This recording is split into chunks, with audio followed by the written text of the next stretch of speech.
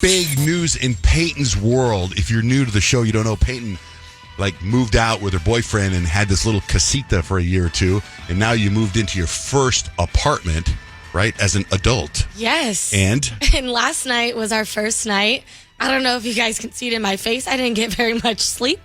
It was crazy. I mean, it's honestly, I was just talking to Grant about it. It's when you're staying at a new apartment or a new home for the first time, it doesn't really feel like home. It feels like you're just there in a hotel kind of thing. A hotel with all your stuff. Yeah, it's just a madhouse in there. We have so much stuff. I don't even know where to put anything. I'm just I'll handle it later.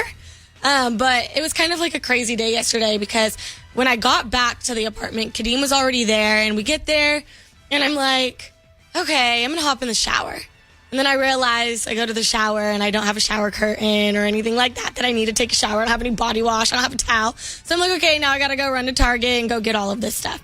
Come back. I'm okay, I take a shower. Then we're okay, let's eat dinner. We don't have anything to drink. I'm okay, let's go to Walgreens. We'll get a couple drinks. We'll get a case of water, whatever. Come back. We're eating. We're getting ready for bed. And then there's no pillows. I forgot to get pillows when I went to Target. But didn't you have all these things at the other place that you lived at? Yeah, but it's all packed away and tucked away. I don't know where it's at. Oh. You know what I mean? The pillows I actually threw away, and the shower curtain and stuff I threw away. Yeah, makes we sense. have our towels and all that stuff packed in a box. I had no idea where it's at. So it's been a long night. I felt so bad for Kadeem because I sleep with no pillows. He doesn't sleep with no pillows. Poor guy. I felt so bad for him. You didn't go get pillows. You just did without. Oh, it was by the time I got home, it was 10:30. I was ready for bed. I was sorry, dude. We're going to have crooks in our necks, but it's all good. We're all moved in. No more stress except for having to unpack everything. So, you know what? When it comes to moving, I think moving is the worst. It's so stressful. And I think it's up there on one of the number one stressors in life. Yeah. But one of my favorite parts of moving is unpacking because I feel you really get a chance to refresh and organize everything and you get to find the place for everything.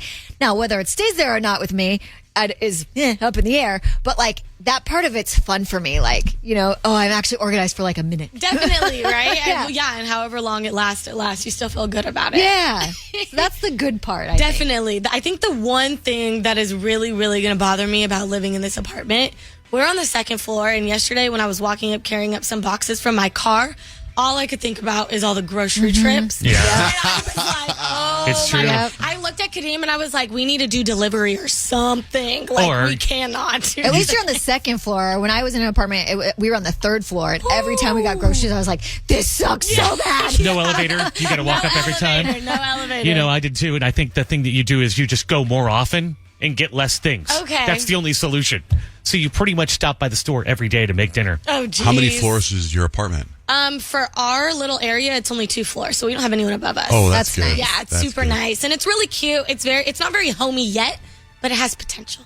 So You'll make it there. I remember living with my mom and dad. They separated, and I moved with my mom to this apartment, really small apartment, and the people above us had 9 kids and dogs and weightlifting set. Oh my gosh! And you couldn't sleep. And barbecue on the grill on the bar. It was just a crazy nightmare when someone lives above you. Just loud all the time. So get this. Yesterday, I get home at 2-ish, I'm thinking, right? And I'm starving. So I walk in the house. My son Dutch just comes home from school too.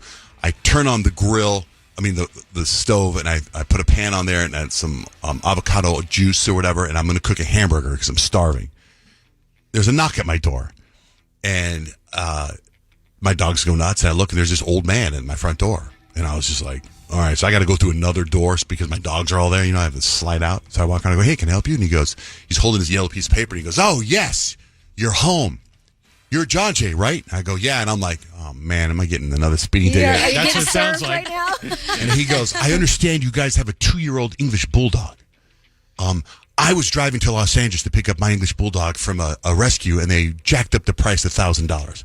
I have a bull mastiff and a French whatever and a mixed dog, and my vet told me that you had this dog, and he gave me your address, and I'm here right now. Can I take a look at the dog? I'm like, hold it. Oh my! What? Nobody called or texted to give you a heads up. No one called or texted me. He gives me the name of the doctor and the name of the vet place that gave my number. I've never worked with them. I never heard of them before. And somehow they know your home address and gave it away. Well, get this. So I tell my wife. Oh, well, first of all, then the guy. I'm like, the guy won't leave. And I said, What? can you give me the name of everybody that is involved in this? Who gave you my information? I walk out with him to his car. He goes, let me get a pen. His son is in the front seat, 18, 19, 20-year-old son. Never gets out, never looks at me, and opens, the passenger door is open, never does anything. The son going through all these papers, can't find a pen. And then he goes, well, if you give me a pen, I'll give you all the information. So I go to my kitchen, I get a pen, I come back, he writes everything down, the doctor's name, whatever, right? And he goes, I go, well, listen, thanks. And he says he was in law enforcement for 35 years. And I'm like, okay, well, then you probably should know not to just show up at someone's house. Right. So anyway, then he goes, can I come in and look at the dog? Oh my And gosh. I'm like, no. He goes, I just want to let me just look at the dog. Please, just let me come and look at the dog. I'm like, I put my hands up like, dude, chill. You just show up at my house. Meanwhile, my plate is in the kitchen on fire. Right. Yeah. Right? I'm like, you show up at my house. I go, this is very strange, I'm very uncomfortable. He goes, well, please, let me know. So my wife comes home. She's mortified. We call the vet. The vet people have no idea what we're talking about.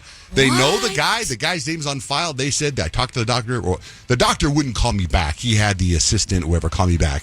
That assistant said the doctor says he didn't give your information. He's never heard of you. He's never heard of Love Pup. Like, I thought he was going a little too far up. Never heard of Love Pup. Like, come on, dude. That's your problem with the whole thing.